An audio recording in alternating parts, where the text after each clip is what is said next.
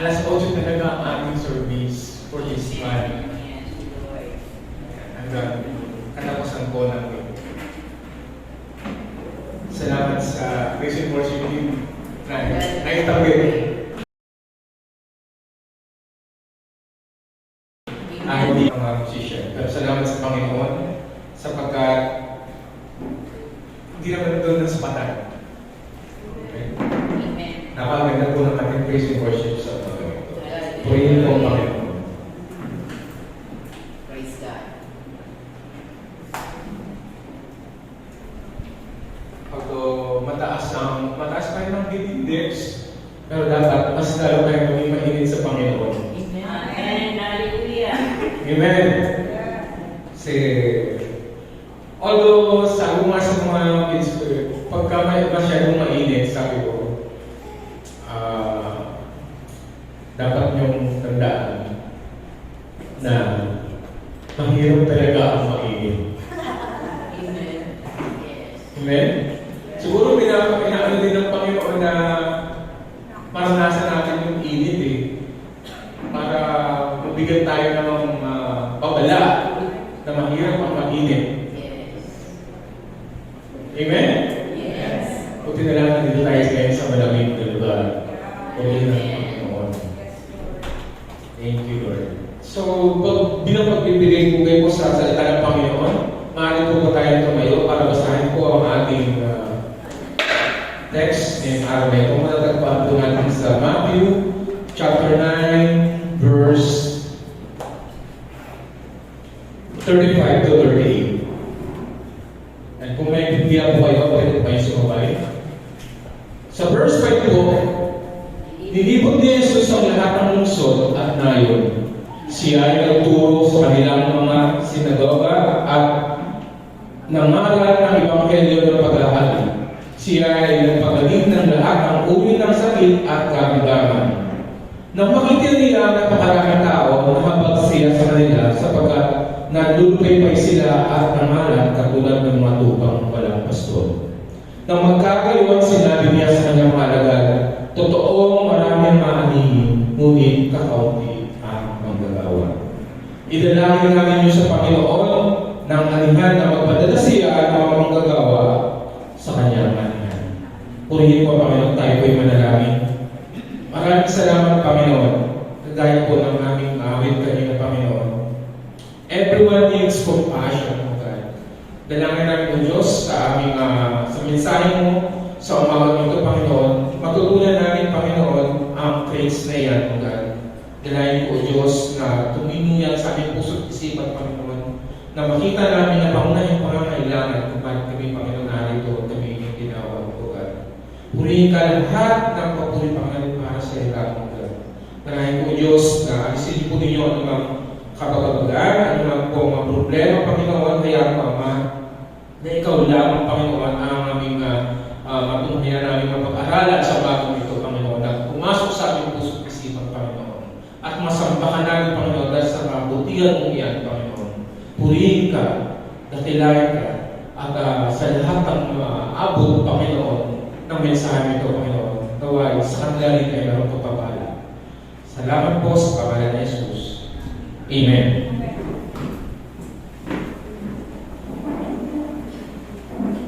So, basahin mo lang po sa English sapagkat maganda po yung translation. And Jesus went about all the cities and villages, teaching in their synagogues, and preaching the gospel of the kingdom, and healing every sickness and every disease among the people. But when he saw the multitudes, he was moved with compassion. So, doon po muna ako dito. Sapagkat ang ating pong topic sa this month is of mission. Okay? So, sino ba nakakaalala na yung picture na yan? Ayan.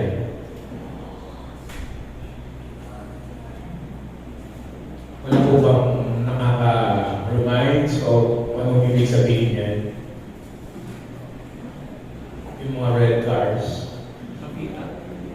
Siguro ang naalala nyo yung mga red flags yun. Pero mga red cars hindi nyo naalala. Okay. So, kung wala, edi pay ko. So, continue mo na lang. Mamaya.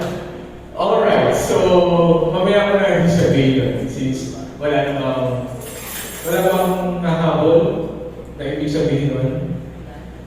Wala talaga.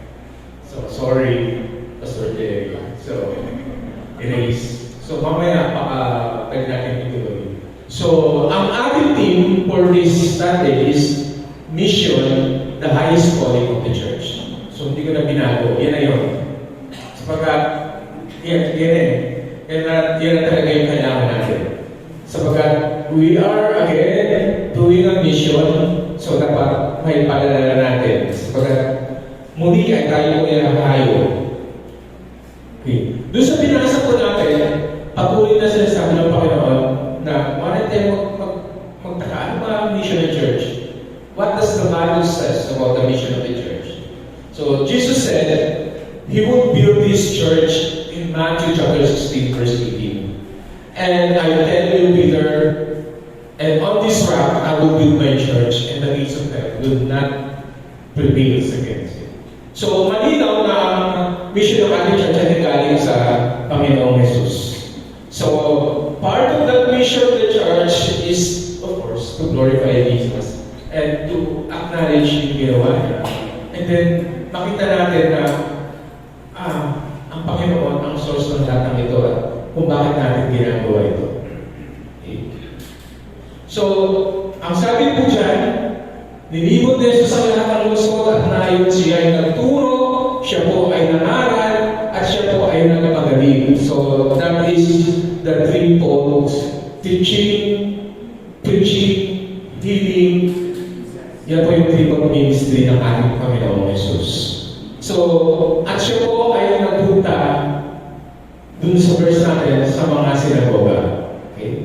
Sabi po doon, ang sinagoga po ay isang Judaism community house of worship that served as a place not only for liturgical services but also for assembly and study. So parang ganito po, church during that time. So, the term synagogue is a Greek word, means a place of assembly. The Yiddish word shul, from German shul, school, is also used to refer to the synagogue. And in modern terms, the word temple is common among some Reform and conservative congregations. So yun po yung pinaka-description ng synagogue na pinuntahan ng ating Panginoon during the time ng passage natin. So makikita po natin, ayan, yung picture, yung noon at saka yung ngayon ng sinagoga. But in our modern times, ito na po yun. Katulad doon sa atin ngayon. The church. Okay. So, there are 3 points that we can see on that verse. Number 1, the vision. Kung ano yung nakita ng Panginoon. Ang sabi doon, when He saw the crowds, He had compassion on them because they were harassed, helpless, and sheep without a shepherd. Sabi sa awal natin kanina, everybody needs compassion. Lahat kailangan natin ng awa. Okay? So, I was moved nung pinag-aaralan ko yung text sa akin. Parang inisist tayo ng Panginoon na pag-aralan mo talaga yung compassion. Okay? Kasi parang yun yung pinaka-main terms sa verse na bakit tayo kailangan? Bakit natin kailangan ng compassion?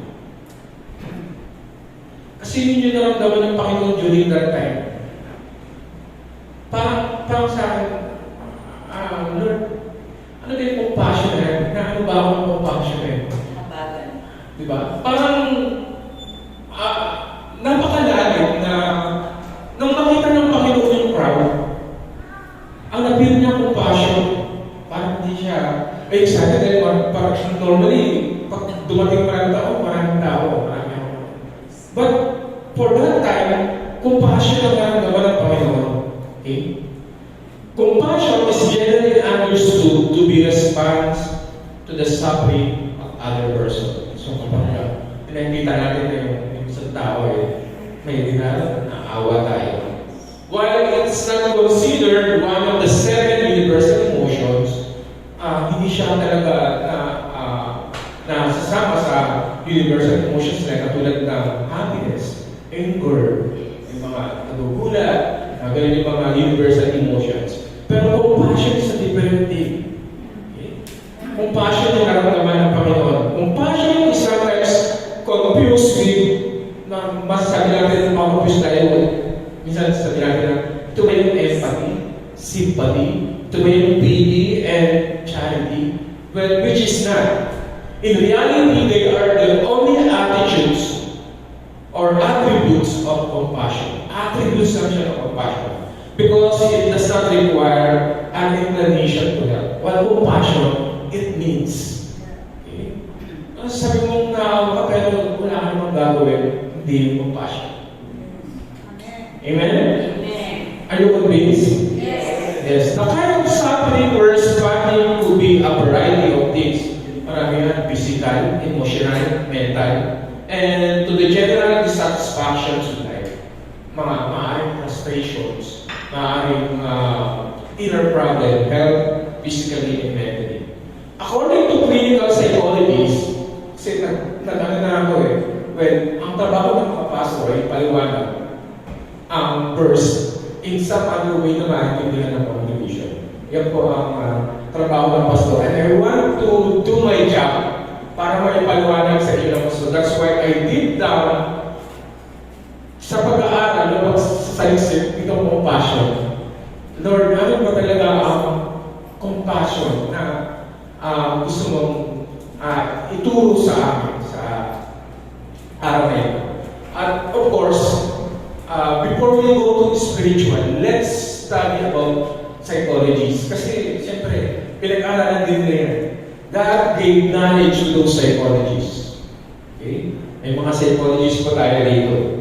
According to clinical psychology, they studied in London that compassions are types, different types of compassion makikita natin according to psychologist Dr. Paul Ekman. Sabi niya, ang number one example ng compassion ay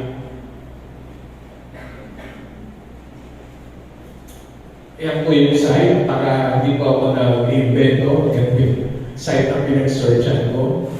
Okay. So number one is familial compassion. Ang familial compassion po, ito po yung awa na normally na nararamdaman natin sa ating pamilya. Okay. Kasi merong tao na hindi naman siya talaga maawain sa ibang tao. Pag kapamilya nila, nanay, tatay, yun talagang naaawa siya. Tinutulungan niya agad. Ano problema? Yun po yung pinatawag natin familial compassion. While familial compassion for people that we have some forms of relationship. Like for example, sabi dito, ating mga best friends, ating mga malapit na kaibigan, girlfriend, boyfriend. Yan, pag hindi ganyan, hindi mo naman tinutulong, wala ka naman, hindi ka naman naawa unless ano mo siya, dili siya sa'yo at kaibigan mo siya. Then the next compassion, kung meron ka nito, ito ay ang stranger compassion. Ang compassion that, compassion for people that we don't know. For example, ang stranger compassion is mga kababayan natin, mga kagrupo natin, kalugar, ka-org, or kasama natin. Ibig sabihin, sila yung stranger na nakasama lang natin, pero wala namang direct, hindi katulad ng pamilya or kaibigan natin. But when we see them, tinutulungan natin sila. Lord, kasi kababayan mo yun mga gano'n. Mga gano'n distinction. Then, another form of compassion is global compassion. Ito naman po yung compassion to anyone regardless of their nationality, language, culture, or religion, or any other people from other countries.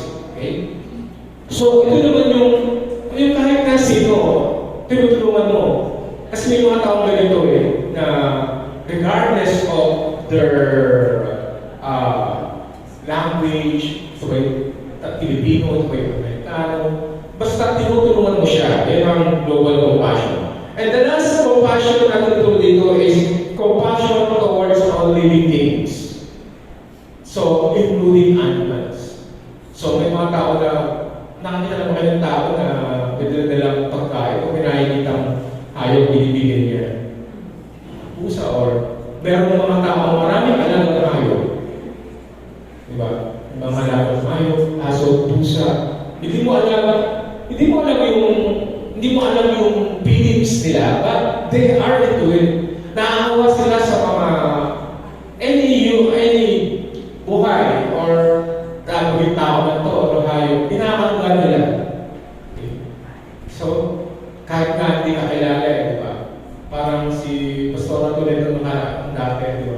Parang siya pinako na kaya naaano sa kanya si Pastor Bert, mayroon pa rin namang ampon, gano'n. So, meron kasi taong gano'n. Meron siyang compassion sa kanyang mga bagay. Okay? Ang sabi dito, compassion, there are consisting of 5 elements. Para makita mo na talagang meron siyang compassion. Number 1 is, he recognizes suffering. Kasi nakikita niya yung paghihirap ng isang tao. Nararamdaman niya yun. Next is, he understands the human suffering. Nakikita niya na, alam niya kung paano pinagdadaanan ng isang tao. And then, he consider emotional or mental for the person suffering on that particular sickness. Maaaring, kasi nung araw, ay dati, kapag ako sa sarili ko, nung hindi ko pa nararanasan na makaranas ng matinding sakit, hindi ako ganun na, kasi siguro hindi niya inalagaan yung sarili niya. Siguro kasi meron siyang kailangan gawin na hindi niya ginawa. Mga ganun. Ibig sabihin, hindi mo totoong internal things na nangyari kung bakit nangyari sa kanya doon. That's why nag-results ka lang in your own observation. And then, tolerating uncomfortable feelings.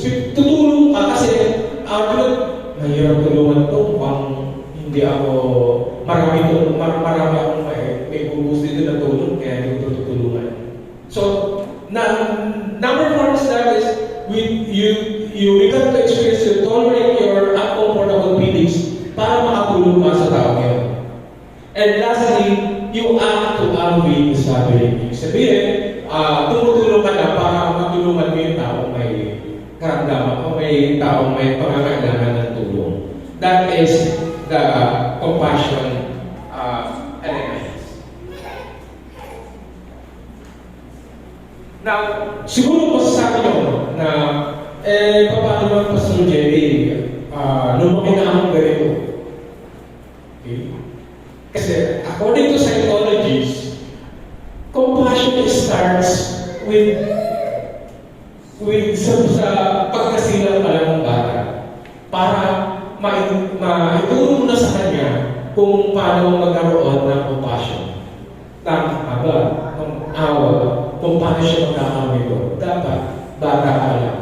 Since we are here, malalaki na tayo, siguro pwede ba natin ito ma-share? Abang bata, abang malakas pa tayo, or pinalalaman pa tayo, or nandito ang mga youth, nandito ang mga teens, they can share with their children. Sabi dito,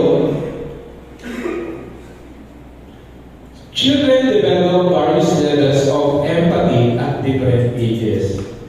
But the development of compassion and behavior to develop as well is during the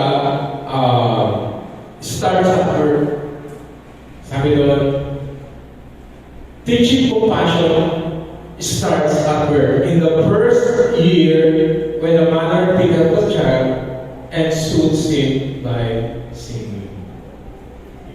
Kasi sabi doon, tuturo ng mga psychologists, sa pagkapanang pa lang ng bata, the time na umiiyak siya, dalawot siya ng nanay niya, at hinahilay siya, sinunod siya. That is starts of teaching children has compassion. Kaya, alam mo yung mga bata, di ba? Umiiyak ka pag kinalong na ng nanay. Siyempre na, compassion yung nanay, naawa siya. Tapos yung bata, ano talaga eh, nanonood talaga di ba? Pag kinalong na, naramdaman na ng bata yung dibdib ng nanay. Tumatahan na siya eh. Kumbaga na, napipis na siya na. Nararamdaman niya na. And I also agree with that. Kasi talagang it's been tested na. Okay? So, that is the first stage. The child comes and they ask to the patient expression of his compassion. Diba? Hindi na naman siguro kapit dali. Diba? Isa kasi, diba? Tatay, ganun din. Kapag nararamdaman niya na umiyak yung anak niya, kailangan niya. Kung sige, sino nagpaiyak sa'yo? Gano'n. Nararamdaman niya yung nakawas sa kanya, daddy niya, and nakakakita siya na safe siya doon sa daddy niya. Tumatahan na siya. During the second year, kids actively offer help, and then parents actively encouraging this healthy behavior and reinforce their desire to continue it. So, nakikita niya na ay pala yung nagpapaan sa anak ko. So, I will continue to do that. And then, using phrases like, that was so kind. Yung sasabihin, wow, ang bayad ng anak ko. Tapos nagkakaroon siya ng katahimikan kapag umiyak siya. Okay? And then by the year 3, kids become aware that feelings of others can be different than their own feelings. So, pag lumalaki siya, siyempre may nakakasalamuha na siya na ibang bata. Di ba? Minsan, sinasabi natin yung anak natin, oops, pamilya siya kasi attention ng bata sa pag-away or mga ganun. Tapos umiiyak. So, on that stage, kailangan ng gabay ng magulang sa kailangan nilang makita or ipakita na meron din feelings yung other children. So, ano yung magiging feelings nila pag inaway nila yung bata? Isa, iiyak yun. Pero kasi inaway ko yung bata, kaya siya umiyak. Sige, pagpaliin na kayo ganun. So, you teach the children. So, yun yung compassion na pwede natin ituro sa mga bata habang sila ay bata pa. Compassions for other living conditions are developed in the late childhood or early adolescence. Understanding that another person's feelings might not be based around the current situation. Kasi as long na lumalaki yung bata, meron siyang ibang mga nakakasama na iba yung turo ng other parents. So, dapat, on that stage, natutunan niya yung mga bagay na yun. Para, halimbawa, hindi siya madali siya maawa dun sa kalaro niya, kaya binibigyan niya ng pagkain. Madali siya maawa dun sa kalaro niya kasi lampa, pinutulungan niya. Okay? So, yan, natutunan ng bata. Notice when the child thinks to others without expecting something in return. So, i-notice mo rin na yung bata, matututunan niya yun dun sa mga bagay na makikita mo na meron na siyang compassion, na na-build din compassion sa kanya, kung nakikita mo na kapag tumutulong siya, hindi siya nag-expect na something in return. Okay?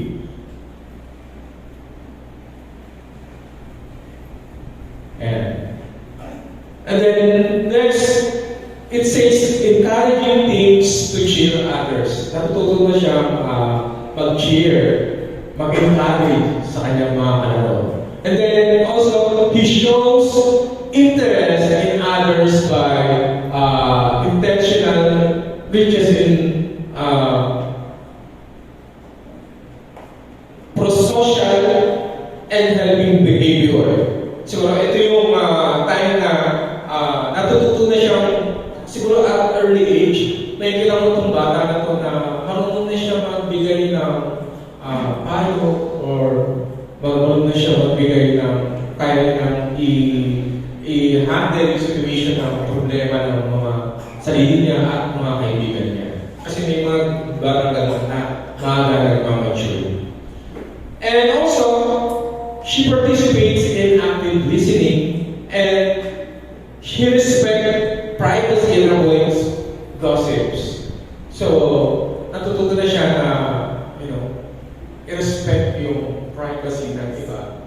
And also, he avoid some, di ba nung gossip yan? Maybe because, it is something na hindi, tinutulong mo lang siya dahil gusto mo makasagap ng something. Now, alam niyo po ba na kapag wala kayong itong compassion, pag hindi nyo nararamdaman to, or something na hindi nyo pa rin nagagawa, alam niyo ba na meron kayong, sabi nyo na sa psychologist, meron kayong disorder. Pero kung sama pa lang natin dito, yung we're not on spiritual things, but the way it was investigated, the way it was established by the psychologists. Kapag wala kayo ng compassion, meron kayong disorder na ang tawag ay compassion deficit disorder. CDD. Compassion deficit disorder. So the term compassion deficit disorder was started by Professor Will Gant sa Boston University. It was named by the psychologist Diane Devin. It is used to describe children who act without empathy or regards to others. Kasi may mga batang ganito. Kadalasan, siguro, may mga bata kasi na parang walang pakialam. Basta yung susunod nila susunod kahit nakakasakit na sila or minsan na pagsalita sila ng hindi maganda. And also, he also proved that when the children has CBD, the behavior of the children is normally is the one who doing a violent and bullying among other children. Okay? One can imagine that the disruption of the group, ibig sabihin, kapag merong mga estudyante, pinag-test nila o sa laboratory nila, ito yung mga grupo ng mga estudyante, itong grupo na ito na bata na, alam yun, na laging walang hirapan, nabubuhay, nag-iinis na, or ang gulo lang sa group, ito talaga yung bata na walang compassion. Kasi hindi siya naawa sa teacher niya, hindi siya naawa sa estudyante, sa mga estudyante niya, ginugulo niya. Ibig sabihin, wala siya naawa na, maging maayos ang kanilang klase, maging maayos ang kanilang samahan. Okay? Children with this disorder are expressing their needs in a violent way. So, express niya lang lagi in a violent way. Due to inability to appropriately and defensively emphasize to communicate with other peers. So, sa kanya, kahit sa kanyang pananalita or sa kanyang galaw, wala siyang awa. Kapag siguro tutusuin niya yung isang bata or kaibigan niya, kasi walang masaktan yun, sasabihin niya pa rin. Okay? So, that is CDD or compassion deficit disorder. At sabi pa niya, knowing that empathy develops in different phases during early childhood, this gives to rise to questions of the effect of the technology that was happened during the early days. Kasi yung ibang mga bata, pinalaki na kapag pag umiiyak, bibigyan lang ng tumutulong or bibigyan ng mga mother, bibigyan ng gadget or cellphone. Mas kaya nagpanood ka dyan. Yung mga ganun. According to psychologists, it's not, appropriate or hindi maganda sapagkat ang bata ay nagre-rely lang sa ganun. Hindi niya natututunan yung tamang pagsusuot sa kanya, yung pag-aalaga sa kanya. When a baby should by a BP or other form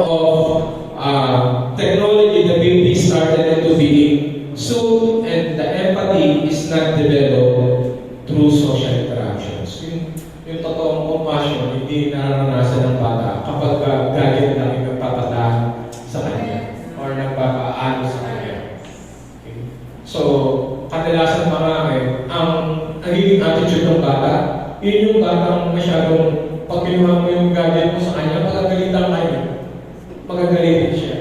Okay? And ang sabi dito, na according to sa study niya, another benefits of compassion is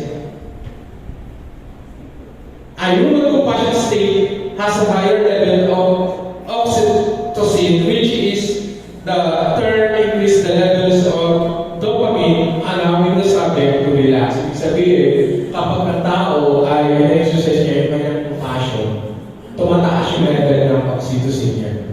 Oxytocin is a love hormone. Sabi ko. It's a love hormone. Like endorphins, it's a type of hormone in your body that promotes positive feelings. So, kapag meron kang compassion, meron kang positive feelings. Do you like that? And natin nila, tataas din ang iyong dopamine. It's a neurotransmitter in your brain that contributes to the feelings of alertness, focus, motivation, and happiness. Mapaganda po, di ba?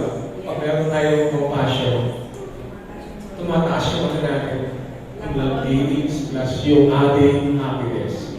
Di ba po masarap ang feeling kapag nakakatulong tayo? Hindi mo matatawaran yung ibang tao na meron silang gano'n na ang ano na sa buhay ay tumulong. Pag tinanong mo sila, sasabihin nila, hindi ko alam, basta it's something happiness that I feel whenever I help.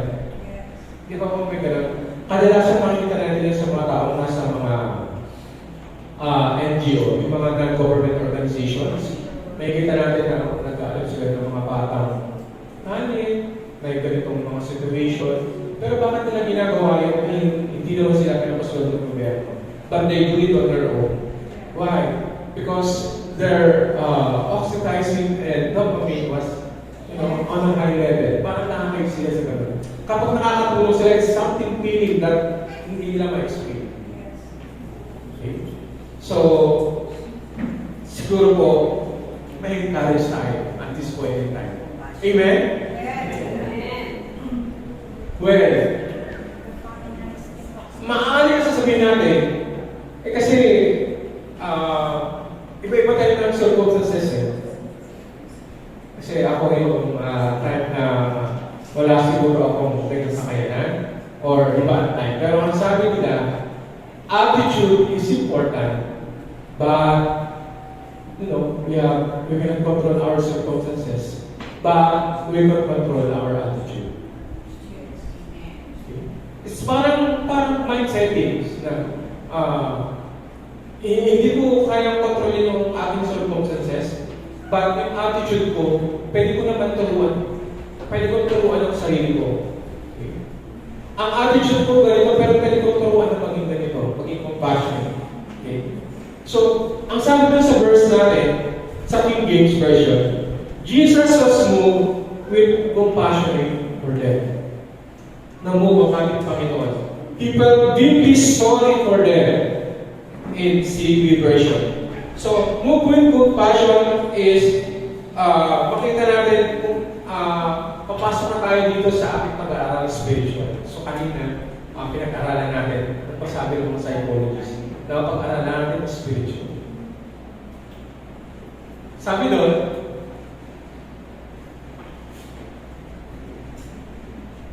ang Greek word na compassion is, ang tamang pronunciation doon ay splanchizomai. Hindi zomai. Splanchizomai. Have compassion to deeply move with it. Kasi ang term na ginamit ng Greek is inner parts. Kapag when you feel compassionate, parang yung hanggang sa inner parts mo, nararamdaman mo yung totoong pagtulong, yung totoong awa. That is compassion na pinakita ng Panginoon. It was, 12 times mentioned in the New Testament. And sabi doon, move with compassion is all one word in Greek. So, ibig sabihin, kapag naramdaman mo yung compassion, parang yung mararamdaman mo yung totoong naramdaman ng Panginoon na talagang hanggang sa loob-loob ng kanyang katawan is naroon yung awa, yung compassion. That is the inner parts.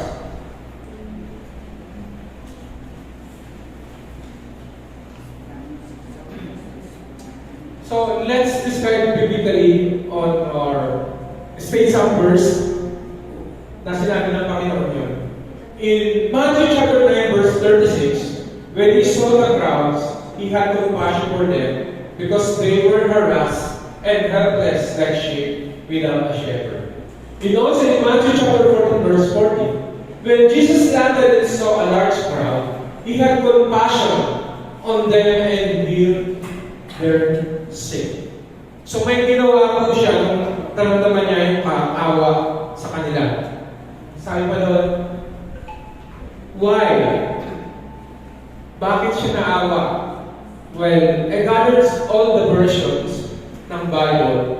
So madali naman i-gather kasi meron naman tayong Bible gateway. So gusto ko makita yung totoong translation kung bakit nagawa pa ang bakit niya naramdaman yung awa. Well, ito rin mo ngayon.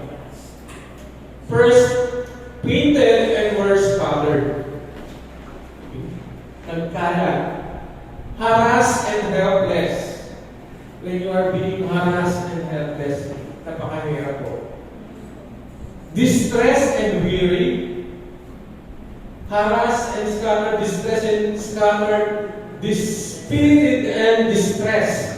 Distressed and dejected, distressed and downcast, and many more. But the last thing from White Ink Bible, it says, an unpleasant experience or situations.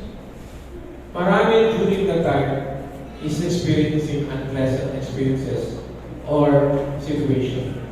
So, sa atin, di ba, siguro hindi mo lang hindi pa na nalalaman kapag kinausap mo yung kapatid.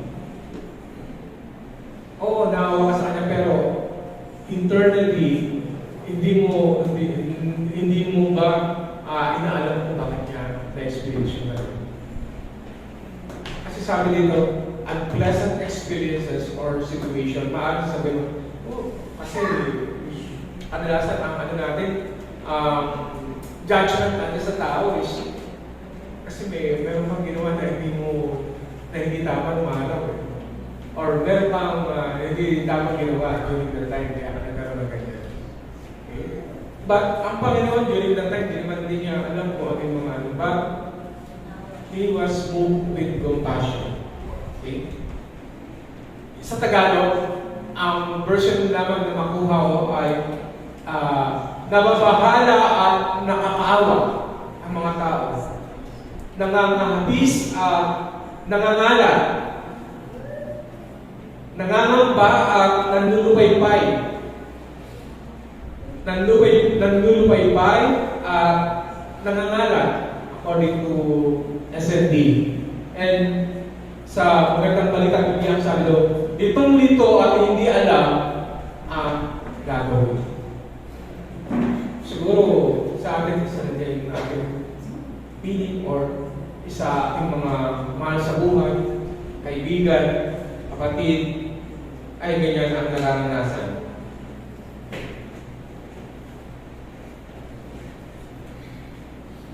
So, the number one mission na pwede natin makuha on that passage is SNP should grow in Christ-like compassion.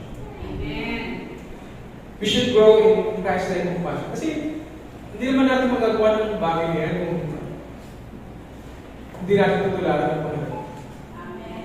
Maliban na yung makita natin ang tunay na kadahilanan kung bakit nagkaroon ng compassion ng Panginoon sa mga tao during that time, hindi natin yung mangungawaan. Okay? This research has also shown that when we feel compassion, our hearts, sabi nung kayo sa definition nila ng symptosomai, internal parts. Sabi dito, our heart's rate shows that when we secrete the bonding hormone, oxytocin, and the brain link to empathy, caregiving, and feeling of pleasure, which often results in our wanting to approach and care for that other person. Once na-experience na natin yun, hanggang sa internal part natin, parang hindi na tayo magkakaroon na parang uneasy tayo na hindi, kailangan balikan ko siya, kailangan tulungan ko siya. Hindi, kailangan, parang ang lakas ng condition ko na kailangan tulungan mo itong tao ko. It's whether kung ano yung pangangailangan niya. But when you experience that thing, it's something that you will do something in return. At wala kang hindi pwedeng gawin. Naranasan niyo na po ba yun? Na tumulong kayo sa isang tao na talagang hindi ako mapakali. Kailangan balikan ko yung taong yun. Kailangan ko siya talagang tiguman. Well, that was the example that was given by Jesus Christ in the parable of the Good Samaritan. Yeah? Yes. Diba? If we will recall the story of the parable of the Good Samaritan, dumaan yung priest, dumaan yung Levites. Priest is also already spiritual. Pero hindi niya naiintindihan ang totoong compassion. Dumaan yung Levites. Levites is considered a Jews. Parang i-compare natin sa ating sarili. Tayo, mga Kristyano na. Pero kung may nakita ba tayo na gano'n? May nakita tayo na kailangan natin tulungan? Hindi natin gagawin. Pero this one, sa Good Samaritan, hindi niya kaano-ano yung tao. Pero he is the one who has a compassion to that person. Siya yung tumulong hanggang sa gumaling at ano niya pa yung may-ari ng pinirhan na, ano pa yung kailangan mo? Sabihin mo, pagpalit ko, bibigay ko sa inyo yung bayan. That's what the compassion na gusto itulong sa atin ng Panginoon. Well, sabi doon sa mission natin, SNK should grow in Christ-like compassion. Okay?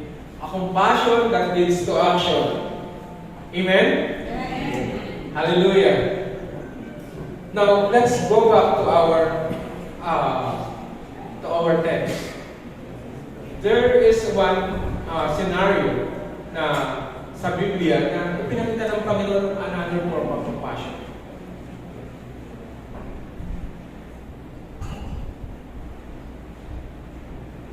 Okay, this scenario, kung familiar po kayo yan po ay si Jesus nung nagpahinga siya dun sa palod. And then, he encountered with the Samaritan woman. Okay. Tingnan natin kung paano pinakita ng Panginoon ang compassion niya. Sabi dun sa verse, kaya umulis siya sa Judea at bumalik sa Galilea. Kailangan dumaan siya sa Samaria, dumating siya sa isang bayan na tinatawag na Sicar, malapit dito sa bukid na ibinigay ni Jacob sa kanyang mga anak Jose. Dito malagay ng balon ni Jacob dahil napagod si Jesus sa paglalakbay, umupo siya sa tabi ng balon, halos katanghalian. Tirik yung araw, alas 12. Napakainit. Nagpahinga ng Panginoon.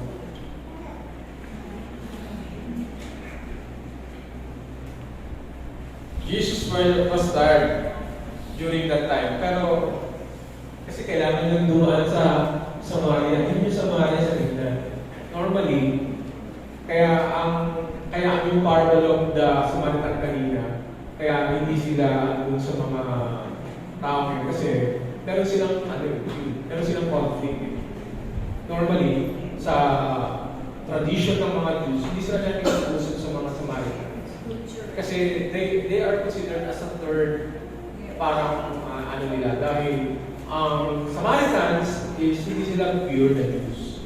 Parang during that time na nagkahiwalay ang mga Jews is sila kasi yung mga nag-asawa ng mga hindi puro Jews.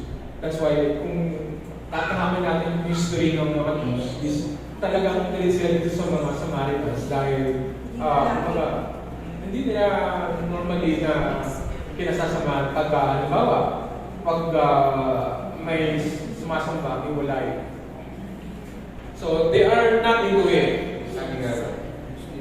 So, according to that passage,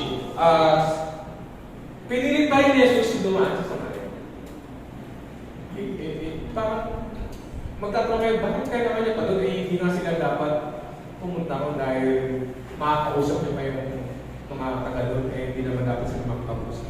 Unang-una, Rabbi, don't talk to women. And also, Jesus is a Jewish, so dapat siya nakakapag-usap sa mga Samaritan. Because every people in on that locations are not talking to the Jews. Then, sabi dun sa verse natin,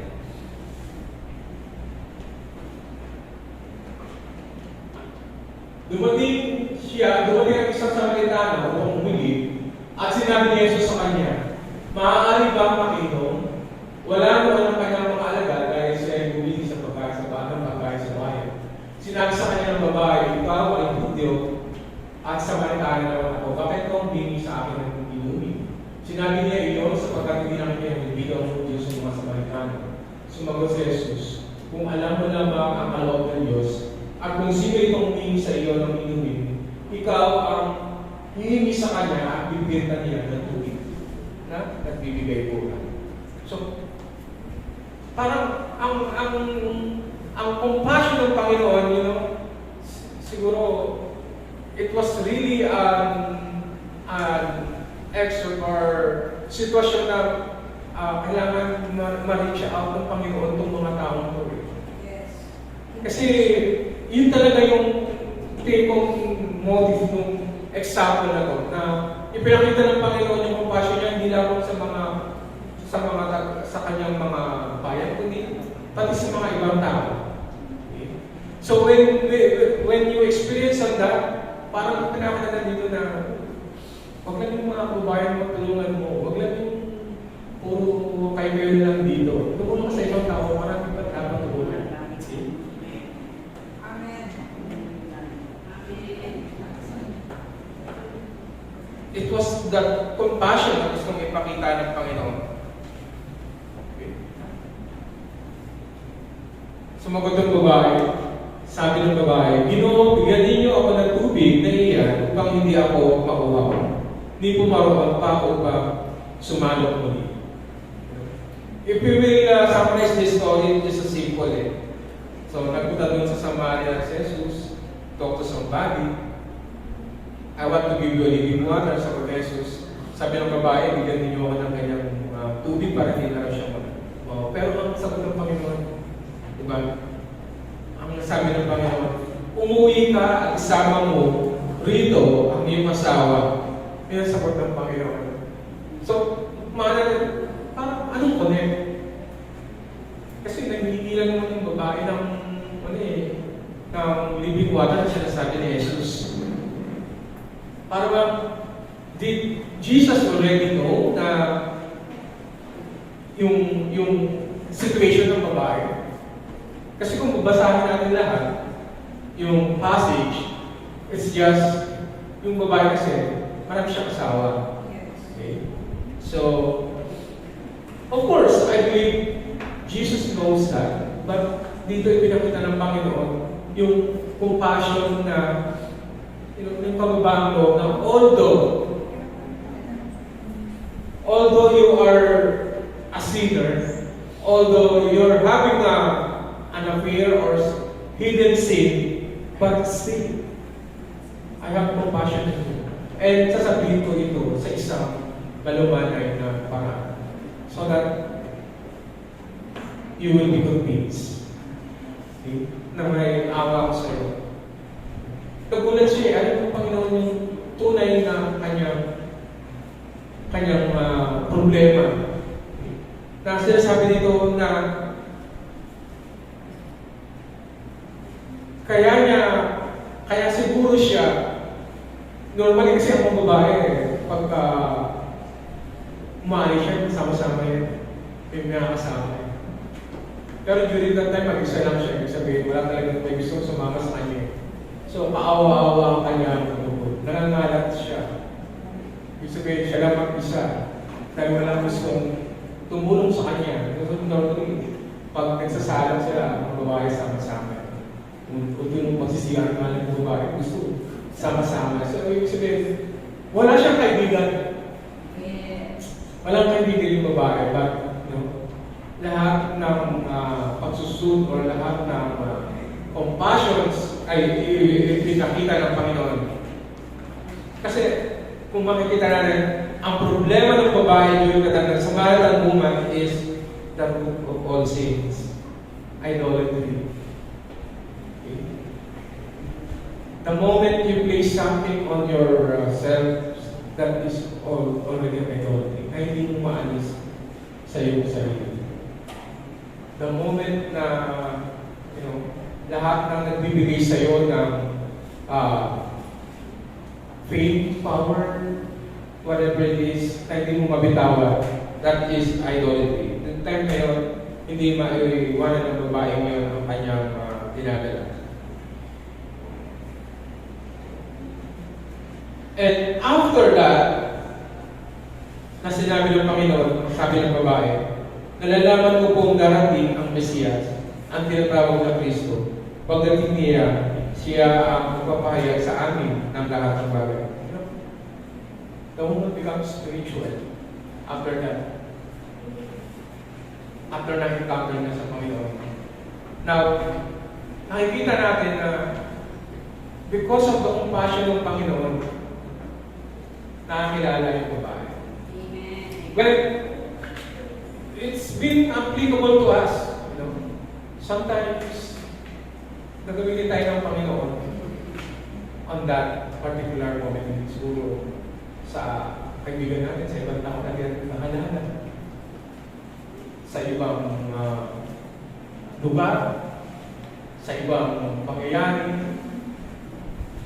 Kaya ang aming text sa araw na ito ay, sabi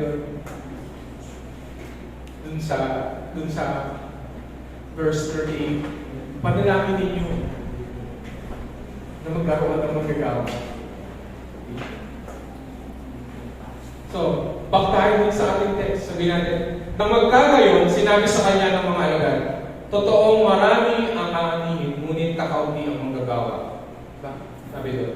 Kaya idalangin nga ninyo sa Panginoon ng anihan na magdala siya ng manggagawa sa kanyang anihan.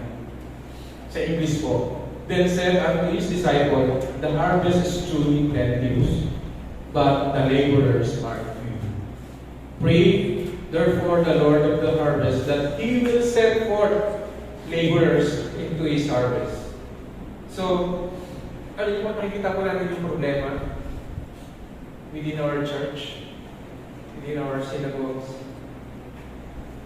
The Lord chooses a people that is, sa atin na ginagawa natin minsan namamalayan. Ang description ko ng verse ay laborers. Ang ginawa kong term ay laborers, normally workers. But if we research for the meaning of laborers, kasi ang mga workers kasi they just works after they get their salary or sweldo nila. That's the end of their work. But if it's laborer, sabi nila, pag laborer, talagang tinatapos yung trabaho. Wala siyang iniiwan. Kaya dapat laborers. Workers is just doing their job. But the laborers, the one who complete the job before you go. That's why ang kinuha ng King James Version is pray the Lord for the harvest that He will send forth laborers into the harvest. Number 3 that we should know from this text is intercession. Okay? Intercession, what Jesus commanded to us. Jesus calls the church to be a call of love, in compassion. Collab, let's collab, yun yung term na yun. Kailangan mag-collab tayo dun sa tama, hindi tayo mag-collab dun sa mga mali. Ang hirap sa atin kasi nagko-collab tayo dun sa mga hindi karapat-dapat, alam mo sa mga young people. Collab with the good friends, collab with the good people. Collab with the good service or your social software. You know what I mean? So the next mission that we want to learn on this morning is we should, church should collab in Christ for mission. We want to collab with our mission, with the mission of the church, with the mission of SNP. That is our second mission. SNP should collab in Christ for mission. That is the highest calling na gusto natin i-impart sa atin. And we want to discuss. Bakit? Medyo nawawala na po tayo sa program. Medyo ang natin ngayon is, nawawala na naman tayo. Ano natin, we were on a mission, but parang nananalang tayo. Okay. When we are already on the mid-year of 2024, but kukunti pa lang ang ating nagagawa for the mission. Why?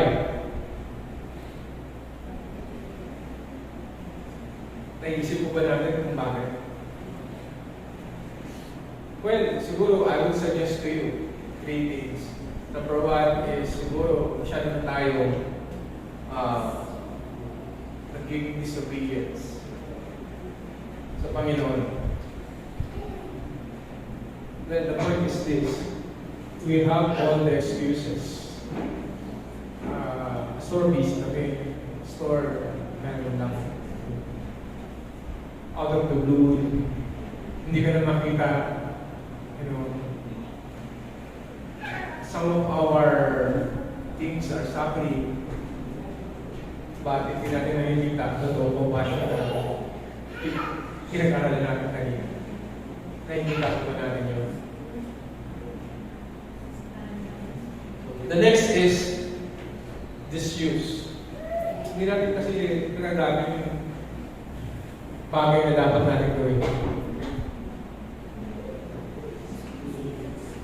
John chapter 15 verse 5, sabi doon, I am the vine. You are the branches. We are interconnected. So whatever na gawa ng Panginoon, that means, kaya din natin yun. Mananalay din sa tubo natin yun. But, we're not using it. We're not using it, brothers and sisters. We have available powers that we sometimes don't use. Then, the next one is disconnection. Yan ang matindi. We want to disconnect ourselves. Instead naman po lang, we disconnect. Galit na galit tayo kapag nasi-disconnect yung ating mga Wi-Fi connections. Halos magpalit na kami sa bahay ng Wi-Fi. Ayoko na dyan, palitan na natin yan. We want to disconnect with it. We want to interconnect with it. But, when we apply it to the church, are we disconnected or connected pa rin? Hallelujah. In John chapter 17, Jesus talks about the Word. Sabi kasi natin, we are not into this world. But we should be in this world kasi nandito yung muna natin. Nandito yung sinabi ng Panginoon na yung aanin natin. We should do that because we're still a laborer of the church. Today, there are only 2 people in this church. Or I would say in Luke chapter 19 verse 10. Sabi doon, for the Son of Man has come to seek and to seek that which was lost. In Luke chapter 19 verse 10. Brothers and sisters, there are people in your family, your neighbor, your school, your office, that Jesus wants to save. Jesus wanted to save, and He wanted to be here in our synagogue. So that lahat tayo ay tuloy na magpulit pasalamat sa Kanya. But He wants to save it through you. Harap naman niyo po ba yan? That's why, siguro when we say, pray. Pray therefore to the Lord of the harvest. Notice that prayer, brothers and sisters. Our mga prayer warriors, did you understand the particular passage? Pray so that the Lord will send laborers. You should notice that Jesus sent forth the laborers into His service when we kasi kaya di nagsasend ng Panginoon kasi di naman it's all about Jesus, it's not us. So this is some questions to you, to us, me and you. Are you willing to pray for them? Because when you start praying for something, sometimes you realize that Jesus, when you request, Lord, please send us laborers or gagawa para sa aming mission. When you continue to pray for them, sometimes the Lord says that, yes, I give you an answer already. It's you. I want to be a laborer. Kaya naman, don't accept it. You always want to disconnect. You always want, you don't use your, the compassion that God gave you. If you experience that compassion, the Christ-like compassion, makikita mo na marami pa pala dapat akong tulungan. Marami pa palang sin, marami pa palang unsin, hindi mo na kailangan pumunta sa ibang lugar.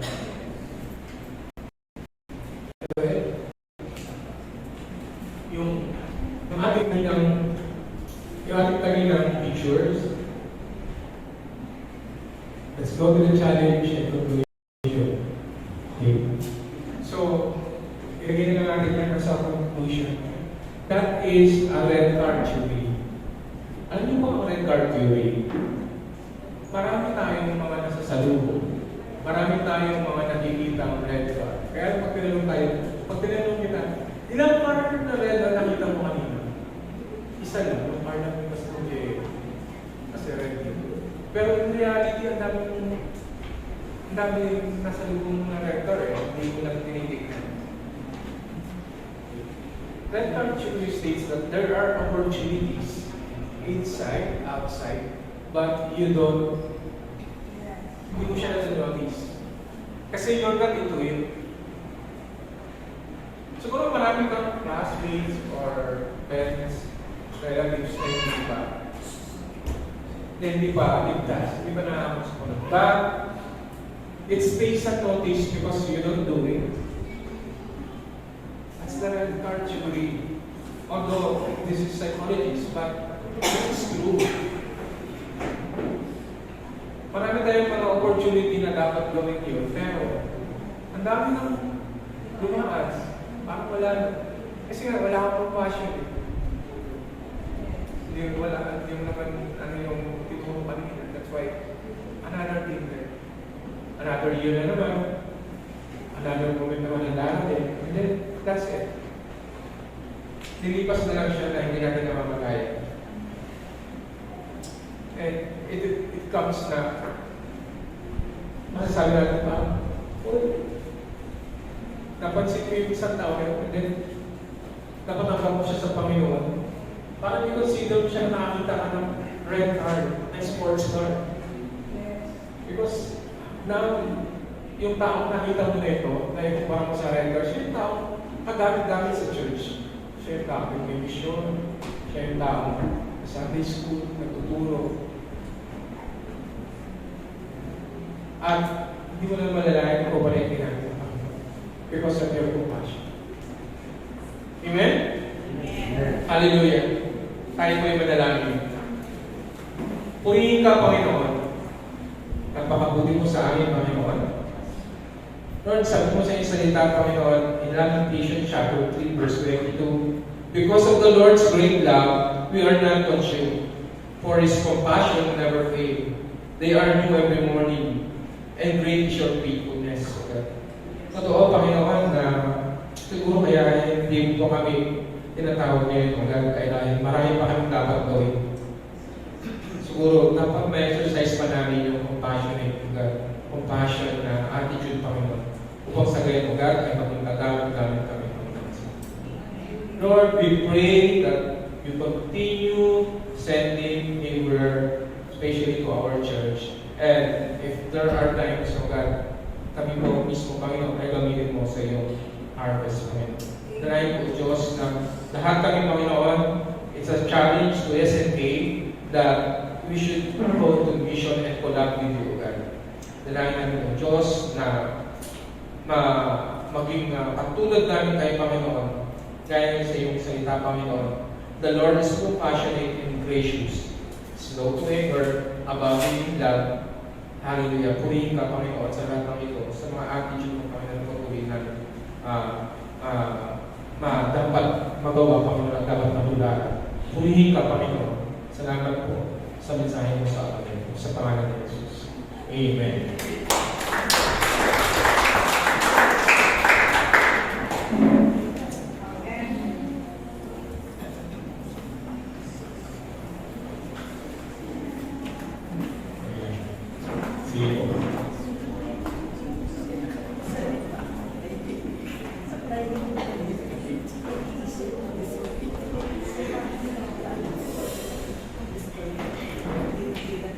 So, kailangan natin gumising at kumilos.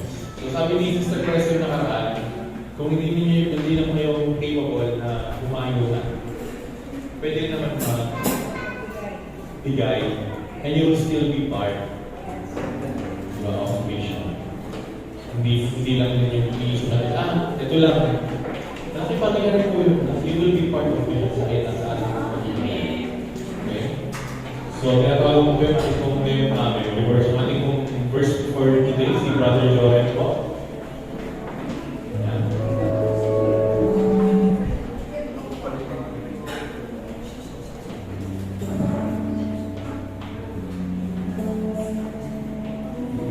Morning po. Tawag tayo sa ating lesson complete. Kahit lang ng Bible verse sa Lucas 6 verse 38. Masahin po. Mga bigay kayo at kayo bibigyan takat ng mga siksik, tipid at umako ay bibigay nila sa inyo pantulong sapagkat sa panukat na iyon susugat ay ngunit susugat. Amen po ba? Totoo po yun, pag tayo bibigay, ramdam mo yung balik. Amen. Ramdam mo yung blessing. Siguro church testimony na rin. Sumuhay na yung pag-asawa ko. Kung pag nasisisa yung balik, hindi na nakabalik sa church or ako na lang nag-work sa bahay.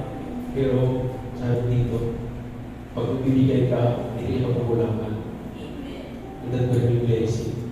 Yung answered prayer, blessing. Ito po yun. Tested po yun. Sabi. Kaya, ayun po, kaya huwag po tayo panghinaan, magbigay sa Panginoon. Amen. Huwag tayo masala, magbigay sa Panginoon. Kasi, yung pinawala niya, sisigliglig at umakawa. Kaya yung manalangin. Sa Diyos mo, pagyarin sa lahat kami puli. Salamat sa mga ito. Kaya magdadaan po sa touch na offering. Panginoon, tulungan mo kami. Magbigay sa iyo. Bless mo kami naman siya magbigay. Balik mo ito Panginoon sa akin. Sisigiligan ang mga pagtulog na sinabi mo sa iyo. Sa mga hindi magbibigay Panginoon, ikaw ang provide kami. So susunod kami po. Sa susunod na gawain na ito may bibigay sila. Ito ang talaga sa mga Jesus. Amen. For your special number po, Sister May.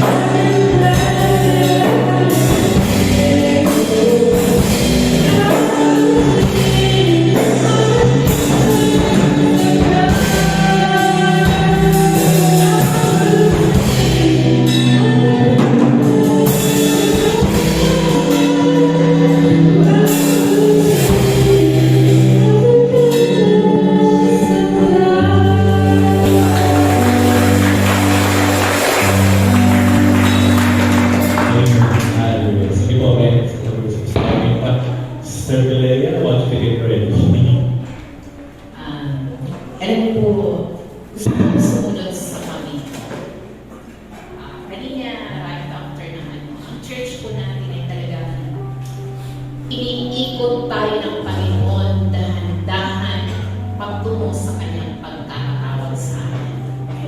the church, ang vision ng church is very clear kung ano talaga ang kanyang calling sa church.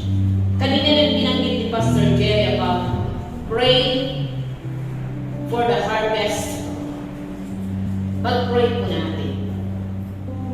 For the laborers are few. Ito po yung napaka-importante. Ibang naging dating sa puso ko, sa rema ng Panginoon. Church, gusto kong seryosohin natin yung rema ng Panginoon sa atin. At ang prayer ng Panginoon, tinalakay po niya ngayong umaga about the compassion. Sapagat isa sa tinatawag the attributes of God na tinalakay ngayon is about being a compassionate God.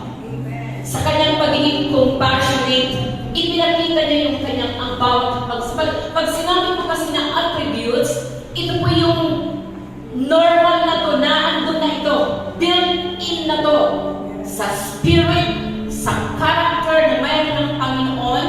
Ano ito po yung kanyang hinihingi ng prayer sa iglesia, na sumibol yung ganitong character ng pagiging compassionate.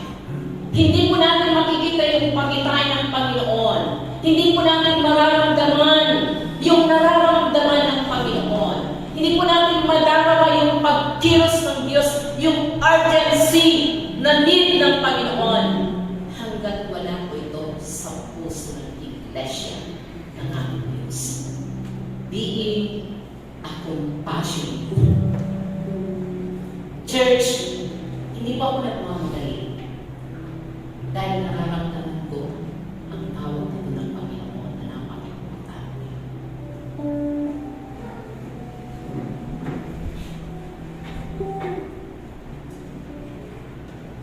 May the Lord bless us today. Marami tayo tuloy. I want you to hold hand in hand. Dahil gusto kong manalangin para sa iglesia. Ito po yung compassion na hinihingi ng Panginoon sa church. Naniniwala ako na the message, ito yung para po sa inyo, para sa akin, para sa kahawak kamay. Unless na sumibol po ito, sapagkat ito po ang hinihingi ng Panginoon sa atin. Compassion sa family, compassion sa kaibigan, compassion sa mga taong nasa paligid po natin. Hanggat hindi po ito nabubuhay, hanggat hindi po ito ang sumisibol sa puso, hanggat hindi po natin niyayakap, you will never and we will never grow sa sinasabi ng Panginoon ng compassion. Hindi mo lang kung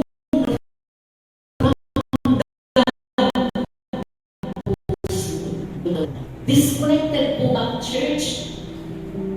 Disconnected na po ba tayo sa Panginoon? Disused na po ba tayo ngayon? Ito po ba yung totoong kalagayan po namin? That's why God is calling us. Gumising tayo. Nasaan ba ang prayer na ito ng Panginoon? Is it in you and me? Let's pray. Panalangin po natin ang ating sarili at ang iglesia. Where are we now today? Maliwanag ang message ng Panginoon. He is asking our heart, our compassion, sapagkat ang compassion not only mind but in our heart. Kaya ang Panginoon kumikilos, gumagawa, nagsasalita. It's because of that compassion. Let's pray. Alalaman po natin ang ating sarili today. Yes, Lord. Ang church, Nasaan po ba tayo? Hallelujah. Thank you, Lord. Hallelujah.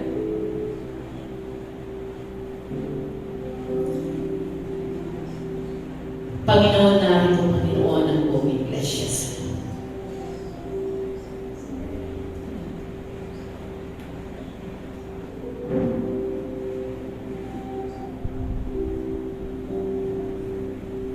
Narito ang church.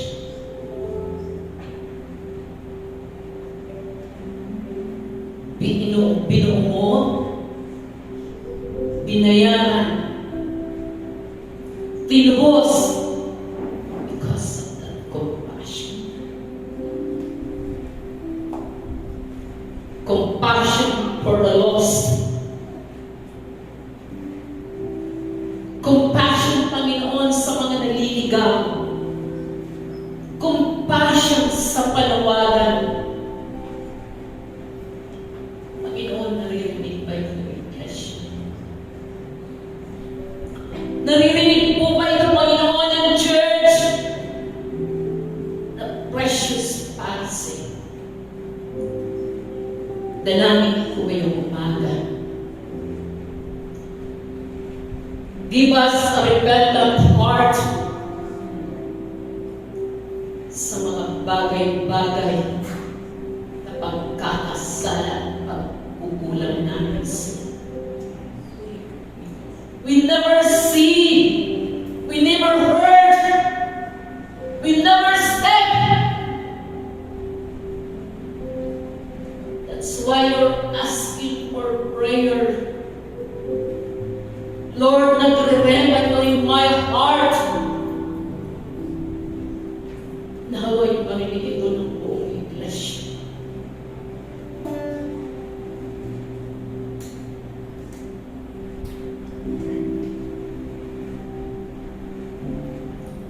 Open our heart. Our eyes, our ears. And help us, Lord, to humble down before you. Ngayong umaga, Panginoon, itinataas ko ang bawat leadership. Leadership ng bawat departamento. Dalangin ko, Panginoon, na mula sa amin,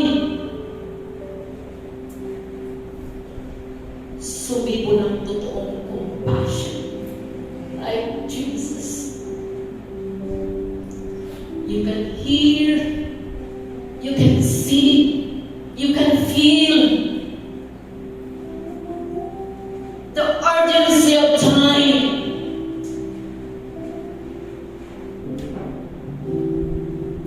We can feel the need. Let's just,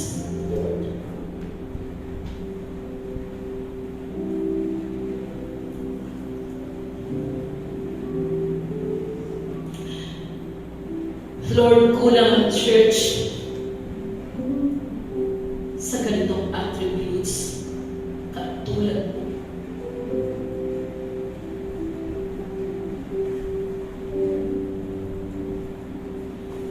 Dalangin ko, Panginoon,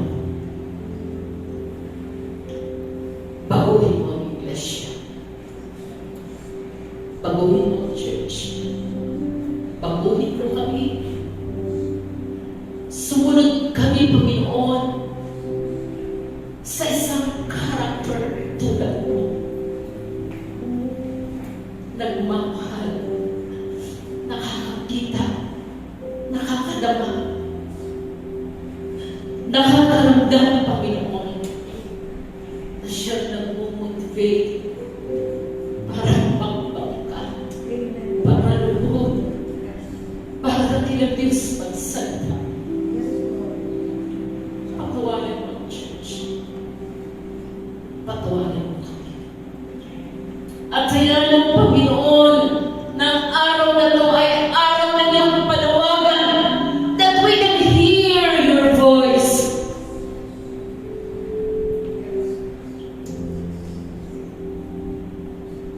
Matuto kami ang sunod sa'yo. One step at a time. Salamat ko, Lord God. Turuan mo kami. Sumunod sa iyong nais, sa iyong kagustuhan, sa iyong layunin, sa iyong program para sa amin. This is your church.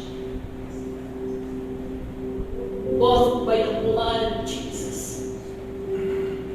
Aminin namin ito sa puso namin. Gagawin namin ang narapatan para sa iyo. Thank you, Lord. Maraming salamat. Salamat, Panginoon, na nariyan ka. Nagtuturo, umaabot, gumagawin sa iyong iglesia. Purihin ka, luwalhatian ka. In Jesus' name we pray. Amen. To God be the glory. Pastora, hindi pa makapagsalita.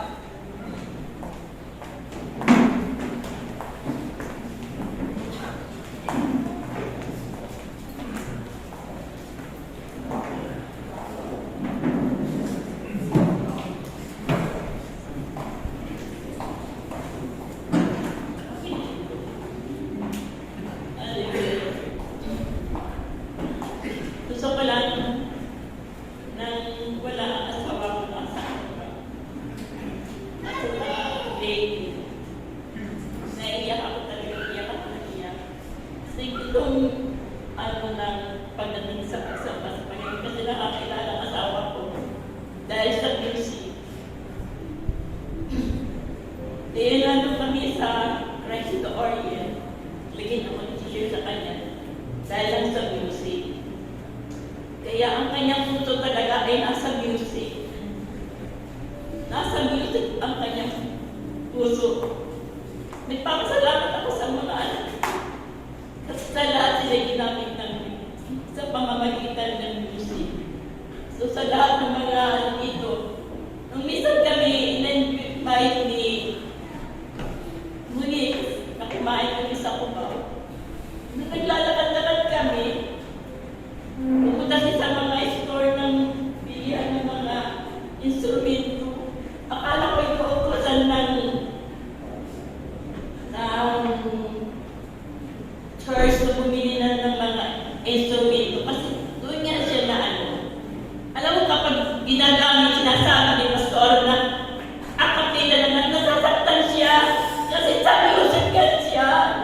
Ngayon ka ako nagsalita nito dahil nga kukunin siya. Sabi niya, kung pastor ang magsasalita tungkol sa mga gagawin sa Biblia, siguro maniniwala sila. Malibhasa siya hindi pastor.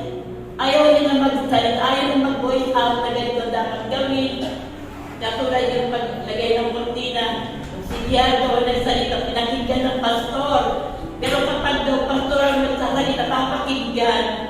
Kaya nalulungkot siya, hindi siya nakapagsalita sa mga pangangailangan ng music. Kaya bakit ako iyak ng iyak? Naalala ko yung asawa ko, malapit na siya ako, halimbawa kukunin na siya, hindi na naman tayo kukulis out ang gawain tungkol sa music. Kaya hindi wala na siya. Kaya ako nakapagsalita. Marami siyang dapat i-ano sa music, kaya lang hindi niya inaalam na ano kasi yung akapila na lang, tulad siya nila, magkakapila na lang. Ikaw pagpupuri ka sa Panginoon, kakamito na, siyempre siya gusto niya, talagang maganda ang ipapakita natin ng pagsamba sa Panginoon. Kaya ngayon ko lang, naibulan palibasa wala siya. Kaya yung gawain tungkol sa music, lahat ng mga drums, lahat naman, sabi, akala ko na inuutosan na ng church na maghanap na ng mga kung saan sa kanila kung tagaganda ng mga instrumento na inaano yung drums. Akala ko, inuutosan na ng church na maghanap ng mga gamit para sa music. Yung pala, naghahanap siya ng magagandang sounds pagdating ng sa music. Pagkakapila, doon tayo magsasanda ng nakakapila lang. Huwag na tayo mag-church, mangawa lang tayo ng salita ng Panginoon. Diba? Kapag ang musician kasi, ang nice nila, magandang music. Ganun ang musician. Kaya, kasi kami hindi ng musician, okay lang sa'yo. Kaya ngayon na ako nagsalita, dahil nakaligo yung asawa ko. Kung halimbawa man kunin na kami at ganito na yung ganyan, naisabi ko rin, naisabi ko sa church, yung kanyang desire, na masarap magsamba sa Panginoon, na talagang maganda ang sounds mo, maganda yun. Kasi nagsasama, Panginoon ang sinasamba mo. Hindi ka lang nagsasama sa isa kanina, okay lang sa'yo, palakpak lang. Sa music siya na nakakilala sa Panginoon. Kaya gusto niya, maganda ang music, maganda ang sound. Kaya gano'n na nga lang. Kaya ngayon ko lang ibinulalas ito, sabi niya, kahit dapat mga pastor kayo pinapalagay doon sa music. Hindi naman nasusunod kasi yung mga pinag-aakilan nila music, pagdating daw dito sa church, hindi naman nasusunod. Sabi niya na gano'n. Sila na lang yung mga pastor na lang pag-attend kasi hindi naman nasusunod. Kaya, ngayon ko lang ito na ibulalas na ang church, kapag hinibibigyan ng magandang sound ang church, magkakapila na lang. Huwag na tayo mag-church, labas na lang tayo mangaral ng salita ng Panginoon. Kung hindi ganun natin pinapahalagaan ang music na ikaw magpupuri ka sa Panginoon, makakanta ka ng mga sa ibang mga kung ano, manood kayo sa ibang ano kung gaano yan. Binibigyan ng halaga ang pagsama na lahat ng music, lahat ng instrumento ay magaling. Natutuwa ako kay Pastor Jerry sa kanyang mga anak. Nagaganda ng boses, sige kakanta lang sila na makapila lang. Siguro yung magandang boses, tapos walang music, gaganahan ka ba kumanta? Siyempre hindi. Kaya ngayon ko lang, naikulangan ito palibasa yung asawa ko, wala rito. Kaya ko lang sinabi na, ang music ng church, pahalagahan natin. Bigyan natin ng magandang sound, mga kortena na magbibigay ng sounds na hindi maingay. Yun ang purpose ng kortina. Yun ang sabi sa akin.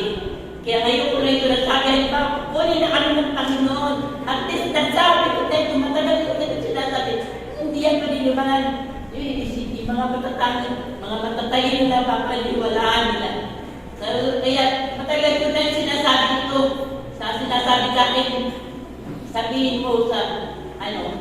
Kayo mga musician, mga magagandang boses, kakanta ba kayo na nakapalakpak lang? Siyempre hindi. Kailangan maganda ang sounds. Pagpupuri tayo sa Panginoon na ating tutuloy. Dapat maganda ang sounds. Kaya yun naman, kunin mo kami ng Panginoon, eh sabi ko na ang lahat na ito. Kaya salamat sa Panginoon, makikita, Pastor Jerry, maganda ng mga anak mo, na magaganda magpuri, magagaling sila na songwriter, ganda nila, magaganda ang sounds natin. Kaya, bago man dumating ang Panginoon, sinuha na ako. Ngayon ko na ito nasabi, kasi wala siya. Hindi ako niniwala kasi wala naman ako, hindi siya pagpagsalita dito. Kaya ayaw niya na magkatid. Kaya ngayon ko lang nasabi ito sa inyo na magbigay ng magandang sounds ang church, kung pangalan ng salita ng Panginoon. Bakit? Si June, ang musician, hindi pa kaya yan ni Daniel? Kaya yan ni Daniel tugtugan kung pinapalagahan natin ang music. Kaya salamat sa Panginoon.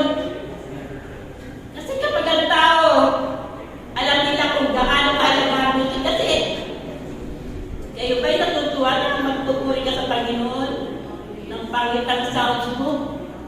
kilala mo Diyos mo, ang iyong sinasamba, bibigyan mo ng the best. Bibigyan mo ng the best, mga musician. Alam mo, ba't ako nalulungkot? Nagpapasalamat ako sa Panginoon lahat ng aking mga anak magagaling. Magagaling silang tumugtog. Binigyan ako ng aking mga manugang. Magaling ang kanilang mga boses. Tapos kung palaksak lang ang music mo, ang sound mo, hindi ka matutuwa. Kaya, Lord, salamat at ngayon ako ng pagsalita. Purihin mo ang Panginoon.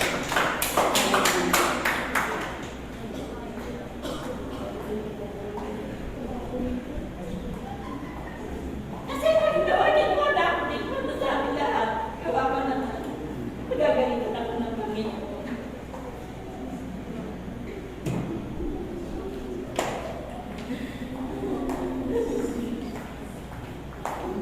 Ayun. Si Pastor Miguel, para po tayo tumatakbo na sa ating oras. Bigyan din natin yung mga sitters natin.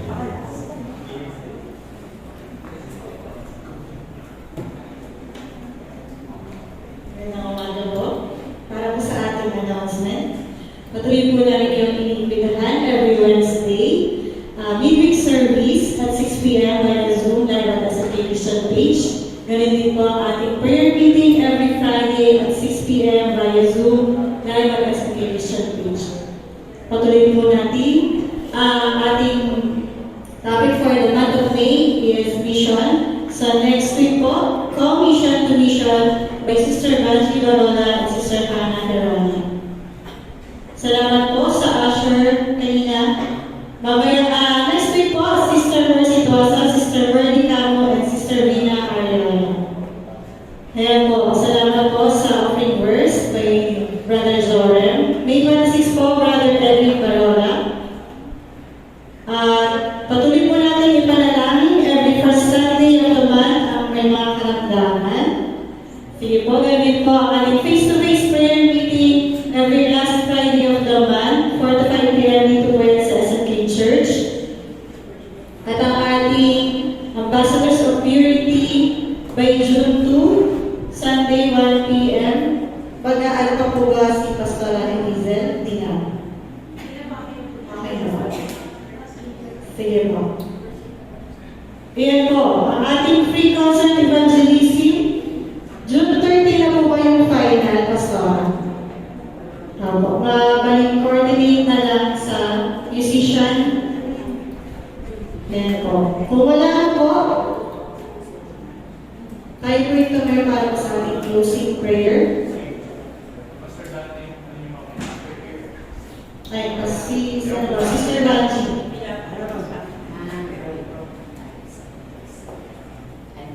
Paalala ko lang po, kasi hindi pa po nagbabago yung ating pong oras is 8 a.m.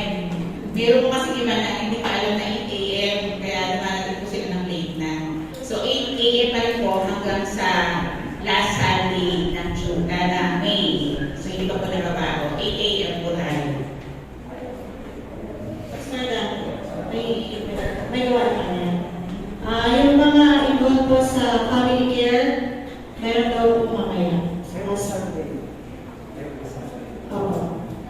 Yun po, kung wala na po, tayo po ito may para sa closing prayer. At inibigyan ko po para sa closing prayer si Pastor RB.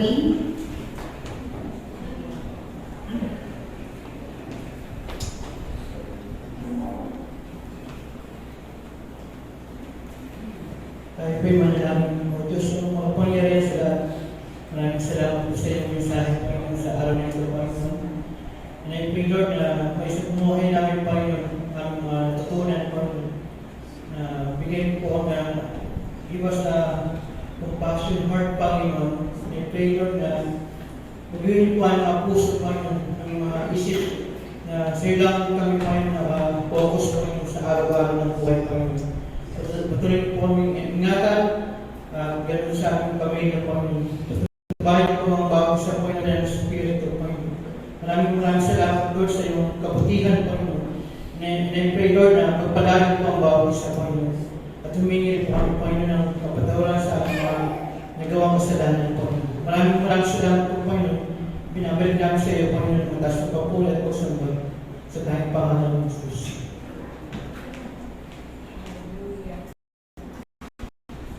Ang walang hanggang ng Ama, walang hanggang biyaya ng Diyos Anak, at walang hanggang pamamatnubay ng Diyos Espiritu Santo ay manatili, ngayon at magpakailanpaman.